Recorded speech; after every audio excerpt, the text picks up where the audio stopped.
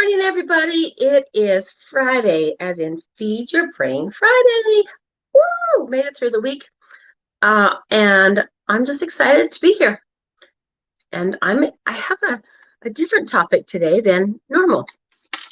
Most of the time I speak about amino acids and how they feed your brain. They are those happy, calm, feel-good chemicals. And the amino acids help to raise the neurotransmitter. Today I'm going to go onto a different subject, because my business is like a three-legged stool: brain, body, and emotions. So brain is feed your brain with amino acids. Body, feed your body with nutrition. And the last one is feed and change your thoughts through hypnosis, hypnotherapy. The title of this Feed Your Brain Friday is called Don't Let Your Inner, let me think, what is it? Don't let the hurt child, hold on. Don't let the hurt child make your adult decisions. Now, some of you may understand how the conscious and subconscious works. Some of you may not. So here goes, and I'm going to give you a story to make it understandable. In your brain, you have a conscious. It is only about 10 to 15% of your thought process. If this, hey guys, if you want, I can't see who the Facebook users are. So if you want to leave a message, can you do whatever you have to do to make it so that I can see your message? Who it's from, or at least just tell me. And I'm learning how to do this. So if I don't get back to you, I will get back to you when this is all over. Okay, back to what I was saying. Anyway, you have about 10 to 15% of your thought process is conscious. That is every, I gotta get up, I gotta go to work. It's your goals, right? Your subconscious is 85%. Now, the conscious is about the same for all human beings, right? Got to get up, got to get dressed, make our goals. That's how we move forward. The subconscious is different for every human being.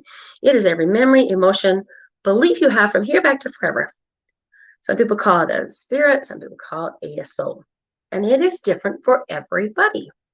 It holds every memory you have from back as far as forever, right? Now, it's not memories that are the problem, because memories are what we learn from. We grow from. We can grow from experiences. We can learn from experiences. We can teach from experiences. We can have empathy for others who are going through an experience. But can you change the past? No, you cannot. Right? It's in the past. Kind of like from Lion King, when Rafiki hits Simba over the head, and Simba says, "Ouch, that hurts."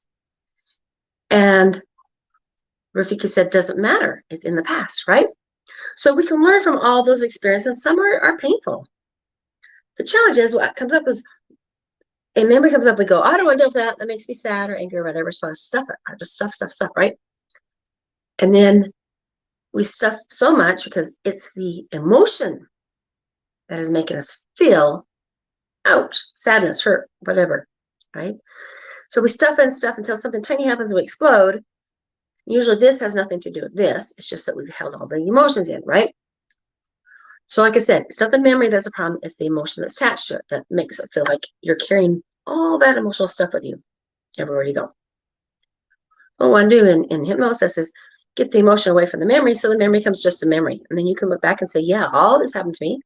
I survived it, but now I'm going to thrive. But what does this have to do with today's subject about don't let that inner child, her inner child,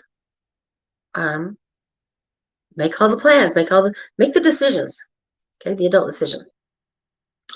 Well, what happens is, if between the ages of 2 and 7 years old, we're like a blank slate. There's nothing for that child to block whether what they're hearing, what they're seeing is truth.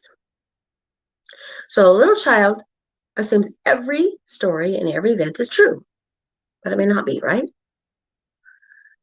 Because there's nothing in here from the conscious to subconscious to filter that out and say, oh, that's not true, right? Well, about the age of 7 to 12 years old, a filter develops right here. Conscious, subconscious, filter develops right here. When that filter develops, what that does is it gives us the ability to be accountable for our choices and to judge what is real and right for us. But the challenge is if that false belief came into the subconscious when this wasn't here, then there's a problem. And the problem is that your subconscious job is to keep you safe and protected. So if that belief is to keep you safe and protected from a false story, then there's a problem. And you might recognize that there's a story if you find yourself saying, I'm not good enough. I'm not worthy. I'm not smart. I've got to be perfect. All those kind of lies hold us back, but we don't know where they came from. Because when something happens in our life that kind of it's like a stopping point in our progression, it puts like a stopping point, right? And what then happens is, okay, let's say it's a child. Let's say as a little child, you were told something. You were told you weren't smart enough or whatever, right? There became a block that changed the way you perceive the world. Well, now, even though that story or that belief gets buried, when a situation comes up where that person feels the same way they did, puts them in the same spot as that little child who now believes that they're not smart enough. Now, what happens is they're going to believe the same way, right? I'm not smart enough. And it follows you through life. It's really, really crazy, right? So I'm going to tell you the story. And I'm going to change the names because that's what we do, right? But it was a Zoom meeting a few months ago. And I'm going to use the name Mary, just because Mary sounds like a good name. But she came to me and she wanted to do a hypnotherapy session. And she said that she always gets sick when she eats. Doesn't matter what she eats, it makes her sick. And it was bothering her because she's older. And it was getting worse, right? Yet she'd been to all these different doctors and they tested her. She had no allergies. She had nothing wrong in her stomach. There was nothing physically going wrong. So then it's like, okay, but I'm not imagining this. Every time I go to eat, I feel sick. Even if it's good food. Crazy, right? Well, I told her, when we go into hypnosis, I don't ever know what it's going to look like, right? Because especially if somebody comes to me and they've never done hypnosis before, they might have a fear. You know, what am I to tell? What's going to come up? Do I trust this crazy lady, aka me? And am I really ready to go layer by layer, right? So it's like an onion. So you might like pull one layer at a time until you get down to the root cause. Or it could be that they're ready, they've done the work, and they know that they're done feeling the way they do. So what happens is it goes right down to the root and pulls out whatever that root story was that started that whole process. It was super cool because I didn't know what was going to happen. But once I get somebody down to a hypnotic state, and you know what, guys, it's not mind control. It's not, I don't read your mind. It's not magic. I wish I had those kind of powers. That would be cool, but it's not. It's just where you're so hyper-focused that you go down to where, you know, that spot where you're almost asleep at night, you're like in this blissful state where you're like, oh, this feels so wonderful. I feel so heavy. I'm still aware, but my body's heavy. That's what it feels like, right? But you're so focused that conscious and subconscious filter moves out of the way, and they can talk to each other and figure out what is that story, right? When the person's ready. Now, I can hypnotize anybody or I can't hypnotize anybody. So it is the responsibility of the client to allow themselves to go into hypnosis.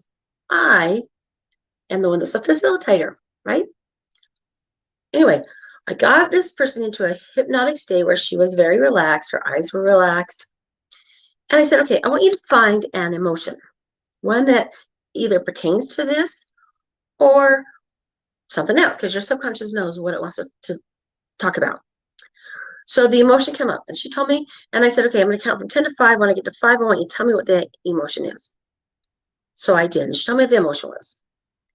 I said, okay, we're going to go back and I want you to see if you can get to the point where you first felt this much of that emotion, and as far back as you can go. Could be, 10 days ago, could it be 10 years ago, could be when you were a little child, but somewhere that emotion started, and with that strong emphasis. Okay. I did this process. I took her back to when, had her kind of get and visualize herself back as a child. And at that point, she was able to see that little child, and said, she was able to find out that at age 2 years old, 2 years old, she was eating dinner, and her mom and dad were making her eat it. She didn't want it, and they were making her eat it. And it really bothered her because she felt like she was being forced to do something she didn't want to do.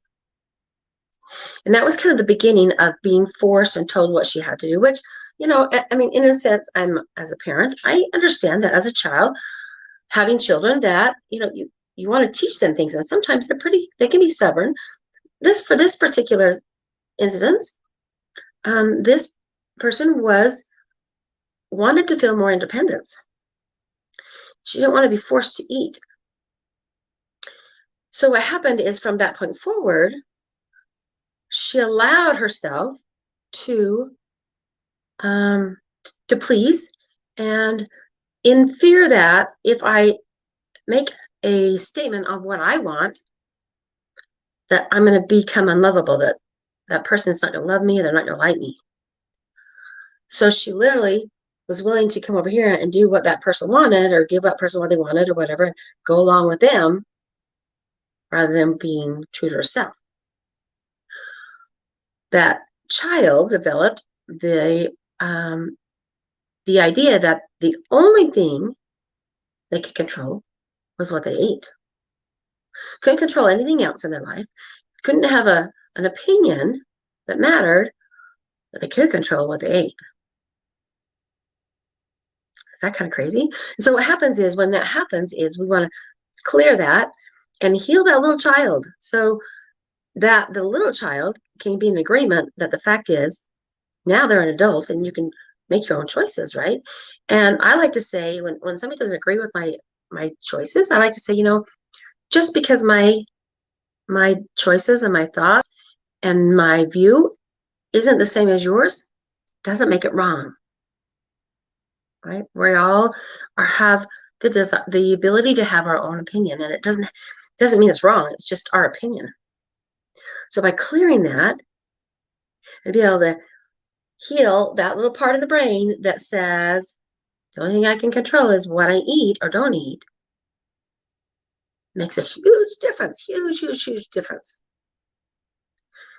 So when I say don't let that hurt child control the adult decisions, it's a situation where you want to make a change, and every time you go to make a change, you feel like you hit this block. That's what's happening, is that little child is the one that's running the show, right? And running it the only way they know how. But by figuring out what is the underlying issue, then you can heal it and change the way your beliefs are and the way you perceive things. Cool. If you feel like you've got some stuck stories, get a hold of me. I'm Shelly Jo, with Shelly Jo Hypno Aminos, also known as Amino Acid Lady and certified hypnotherapist. Keep smiling, guys. Make it a great weekend. Love you.